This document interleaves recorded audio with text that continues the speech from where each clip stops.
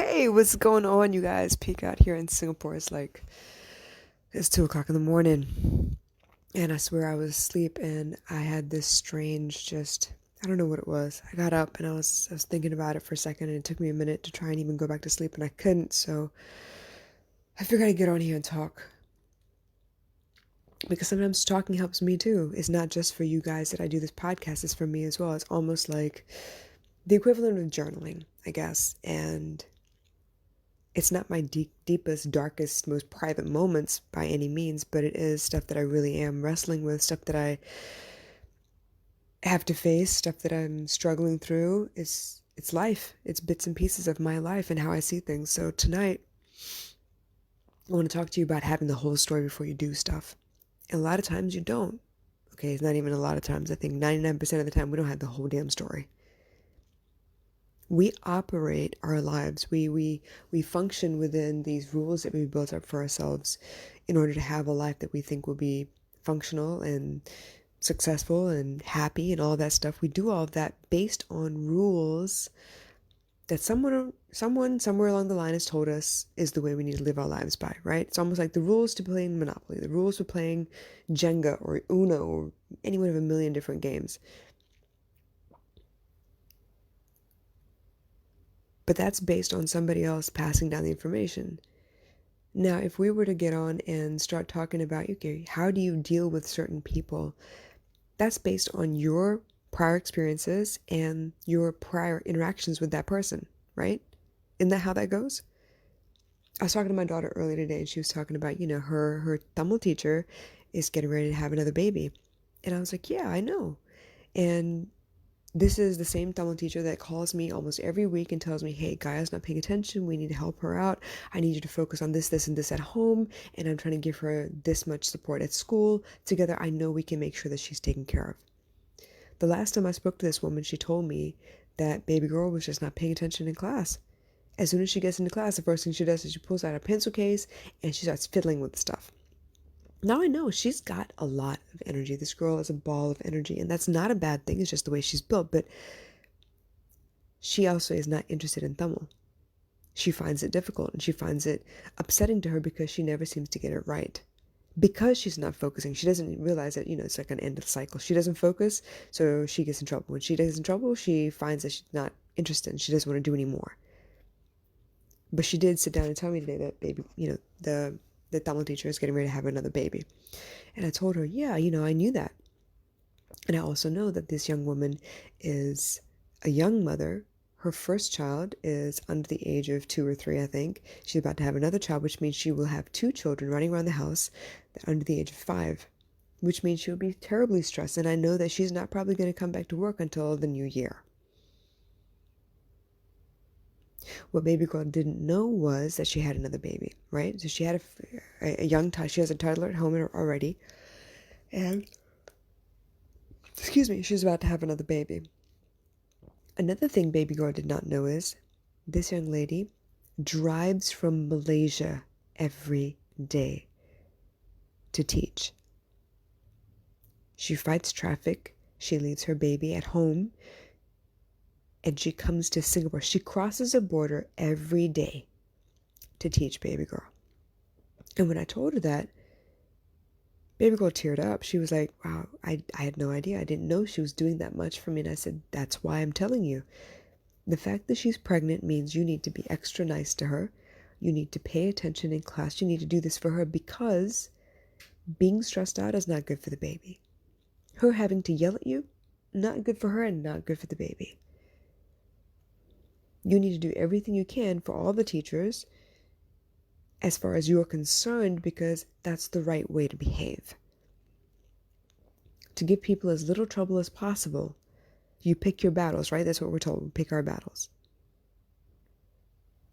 But that was just one such conversation where she didn't have all the facts. She didn't know the whole story. And once she saw her teacher as human, her big heart opened up and she was like, oh my gosh, I didn't know. I want to take care of her, which means I will do my best to behave and try not to make her upset with me.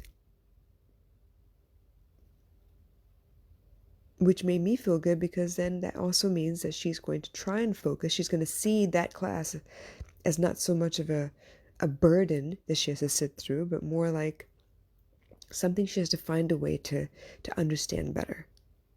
So that was that conversation. I remember watching something today where a young man was fighting a village where the person that was in charge seemed to be killing off anyone who dared oppose him. The young man that was fighting back, his brother had chosen to oppose this man as well, and his brother ended up dead, except for the fact that as his brother was dying, he said something to him. And he didn't understand it at the time, but it clicked later on, and he realized that it wasn't what everyone else had told him was the cause of his brother's death. It was something else entirely.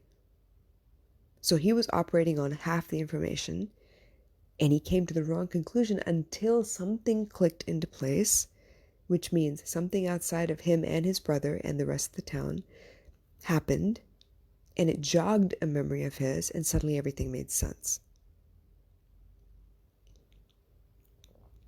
Another example.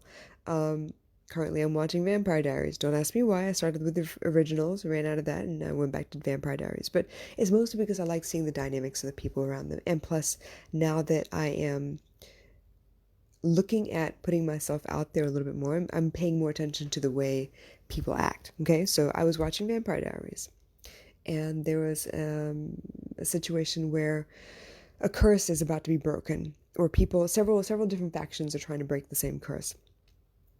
All of them are operating on half the information. So obviously, when you have half the information, you do all you can to make sure that based on what you know, you do the right thing. But if there are key pieces of information that are missing, can you still do the right thing?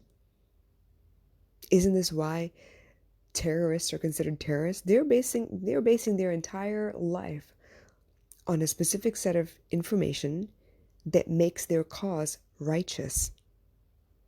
It's their belief system.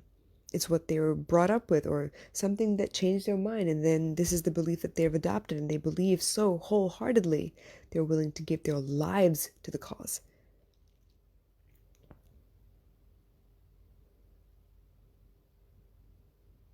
You see what I'm saying?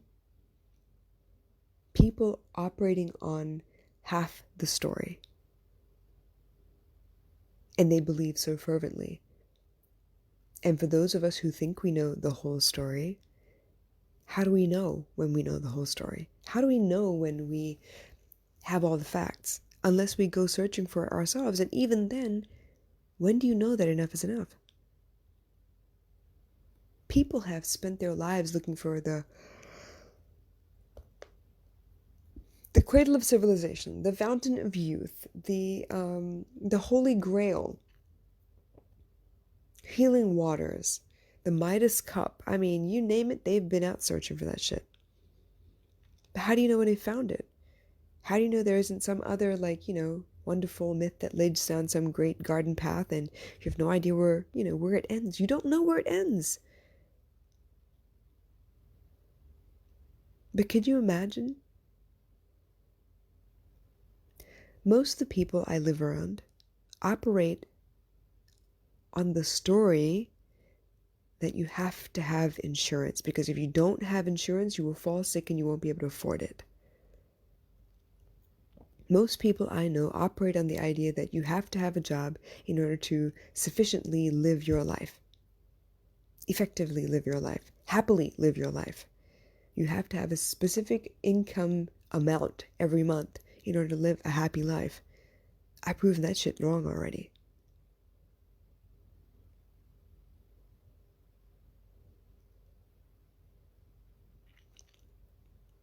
All of us. All of us are operating on half-truths. We are being taught that if we don't learn language a specific way, that we won't be effective communicators. I was taught that if I didn't cover up my body sufficiently, effectively, I would be asking for trouble. I was taught that as a woman, it is my responsibility to raise the entire family. I was raised believing that there was one set of rules for boys and another set of rules for girls. Consequences were different. Limitations were different.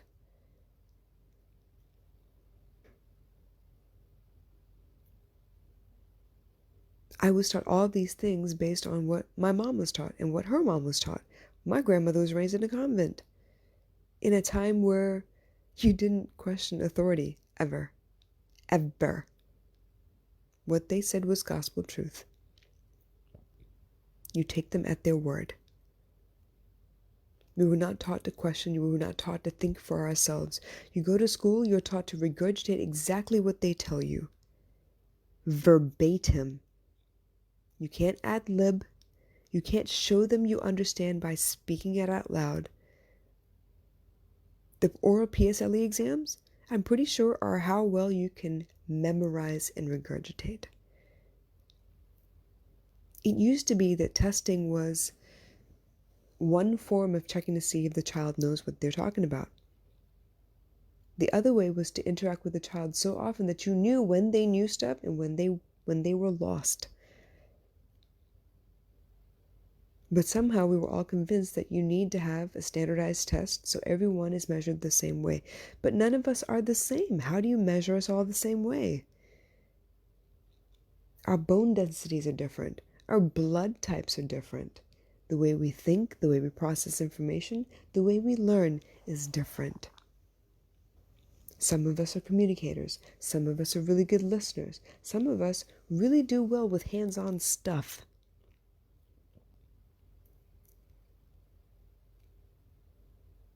Some of us really love receiving gifts. Some of us need words of affirmation. Some of us need acts of service. Some of us need quality time. Every one of these things is different from each one of us. The priorities are different. The combination is different.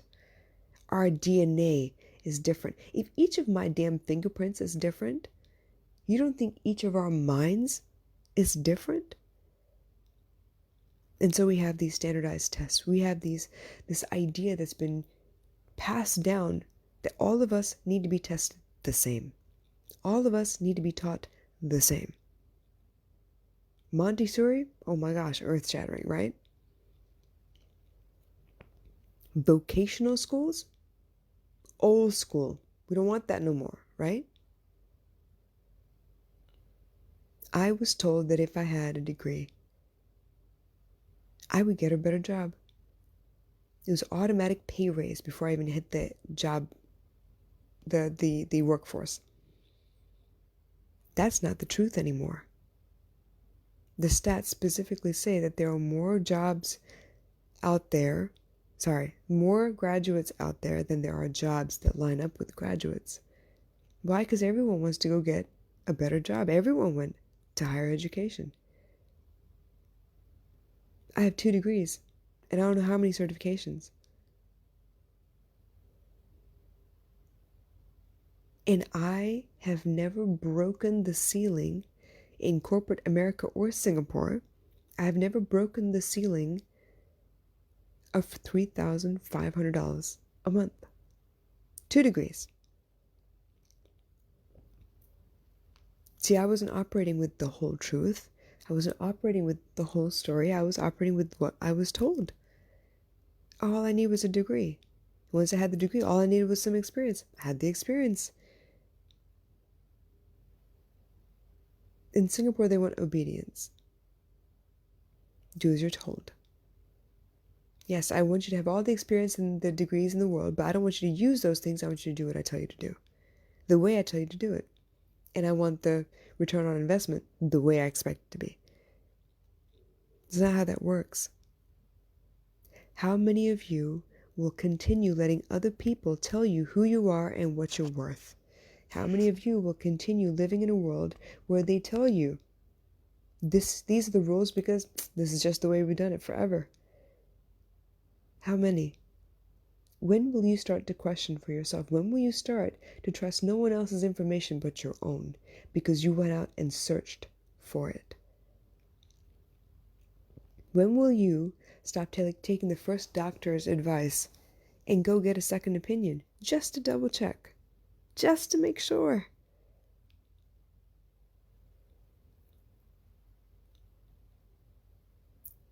Stop taking things at face value. Go check for yourself. Go ask questions. Be polite by all means, but ask questions. Search. Research. Understand.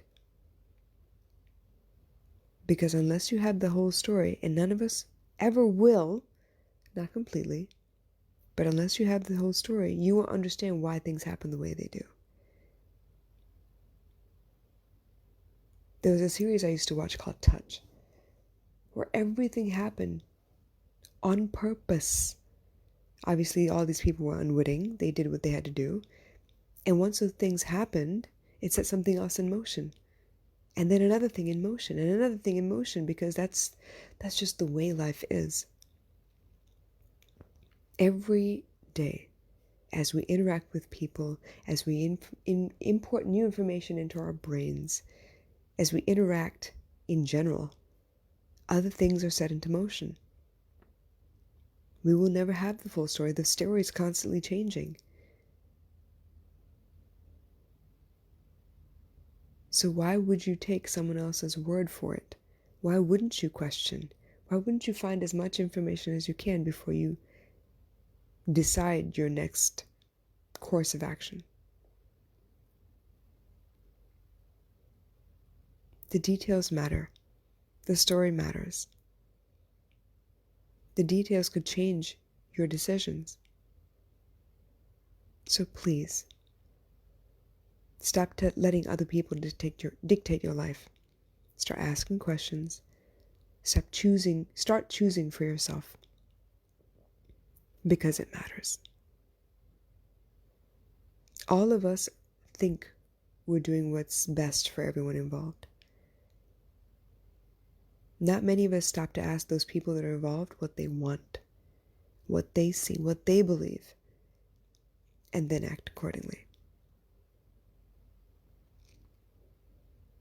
It's tough.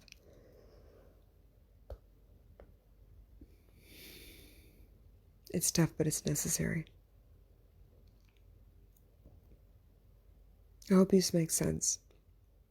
Granted, I am half asleep and woken up from the middle of my rest, and I just felt like I needed to get on here and talk to you guys.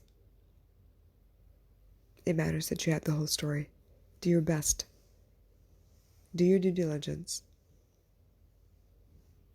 I'll catch you guys again soon. Good night.